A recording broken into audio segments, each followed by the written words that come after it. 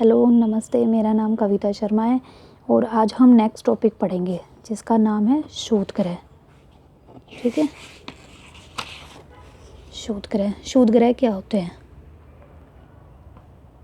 शोधग्रह को एस्ट्रॉइड्स भी बोलते हैं। सौरमंडल में तारों, ग्रहों व उपग्रहों के अतिरिक्त असंख्य छोटे छोटे पिंड भी सूर्य के चारों ओर चक्कर लगाते हैं। जैसे एक तो ग्रह हो गए, एक उपग्रह हो गए, उनके साथ साथ छोटे छोटे पिंड होते हैं, उसको कहा जाता है। ठीक है, शोधग्रह ग्रहों के ही भाग होते हैं जो कि बहुत वर्ष पहले विस्फोट के बाद ग्रहों से टूटकर अलग हो गए थे।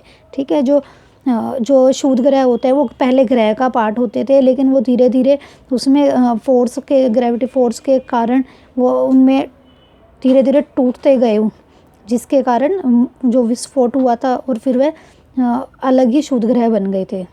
ये छोटे जो एक तरह से टुकड़े होते हैं वो ये मंगल और बृहस्पति ग्रह के बीच पाए जाते हैं।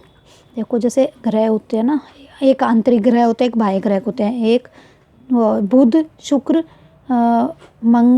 बुध शुक्र पृथ्वी मंगल, ये आंतरिक ग्रह हैं।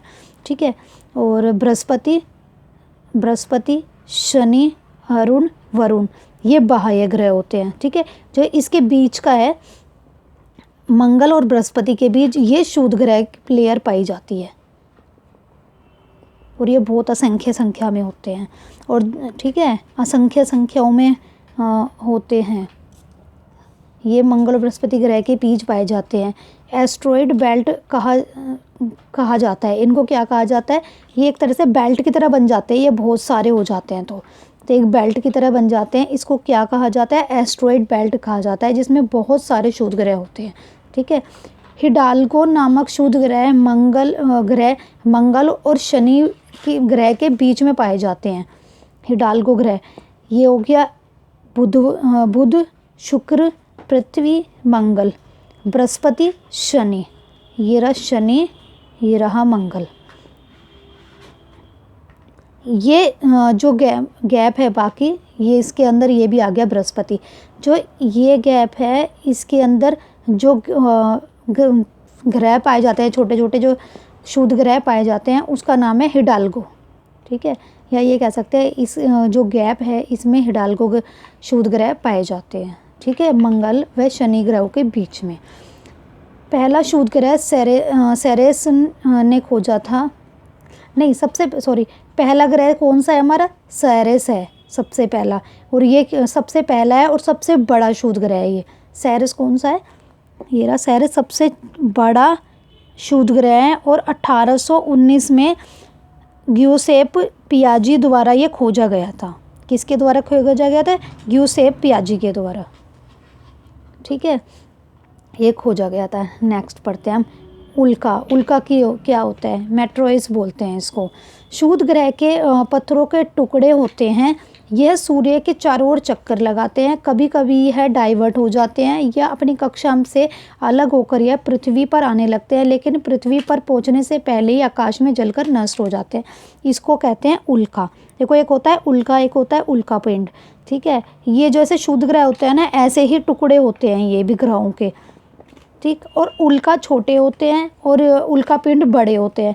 और ये घर्षण के कारण जब पृथ्वी पर आते हैं ना, स्पीड हो तो घर्षण के कारण, तो ये हमारे पृथ्वी में एंटर नहीं कर पाते, क्योंकि वहाँ पर हवा भी है, टेम्परेचर भी है, सतह भी है, सब चीज़ें हैं, तो ये एंटर करने से पहले ही ग्रेविटी फोर्स के कारण ये पृथ्वी से पहले ही जलने लग जाते हैं। अगर ये जल के नष्ट हो जाते हैं पृथ्वी से पहले, तो ये हो जाते कहा जाता है इनको उल्का। लेकिन अगर ये बाहर नष्ट नहीं हुए हैं और बड़े होते हैं, ये क्वांटिटी बड़ी होती है इनकी, और तो ये पृथ्वी के में अंदर एंटर कर लेते हैं, और एंटर करने के बाद ये किसी खाली जगह या कि पब्लिक जगह या कहीं भी गिरते हैं तो ये गड्ढा बना देते हैं, तो इनको उल्का पिंड कहा जाता है। ठीक है, ये तो हो गई उल्का हमारी। अब नेक्स्ट हो गया मेट्रॉइड्स को, इसको कहते हैं उल्का पिंड। ये उल्का ही होते हैं, लेकिन उल्का पिंड थोड़ी बड़ी होती है, और यह इस प्रक्रिया में घर्षण के कारण उल्का पिंड वायु के संपर्क में आने से